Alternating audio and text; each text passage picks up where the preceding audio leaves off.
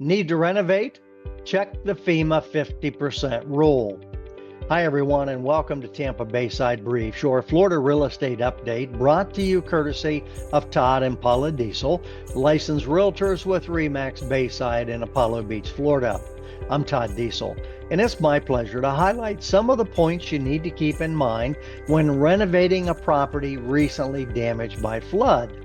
The 50% rule is a regulation of the National Flood Insurance Program that prohibits improvements to any structure exceeding 50% of its market value. That is, unless the entire structure is brought into full compliance with current flood regulations. Now, this 50% rule not only applies to property hit by disaster, such as recent floods due to hurricanes, but it could be that you just want to update a property, build on a room, or add a second story. So it applies to all of these situations.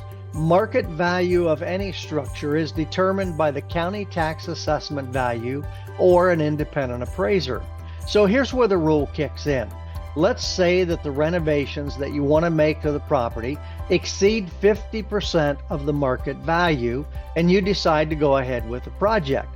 Well, you can do that as long as you, number one, raise the property to the current base flood level, number two, use flood resistant material, and number three, proper flood venting.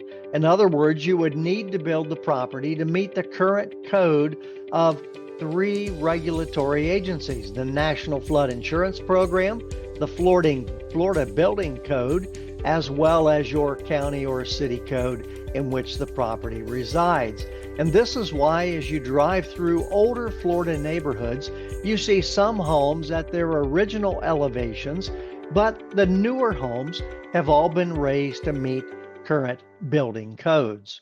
There are a few exceptions to the rules, so we encourage you to seek advice before assuming that you're free to do whatever you want with the property that's located in a flood hazard area.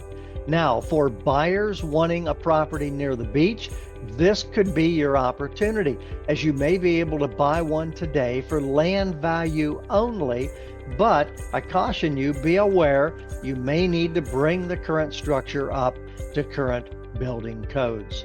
Until next time, this is Todd Diesel bidding you an enjoyable day on behalf of Paula and myself.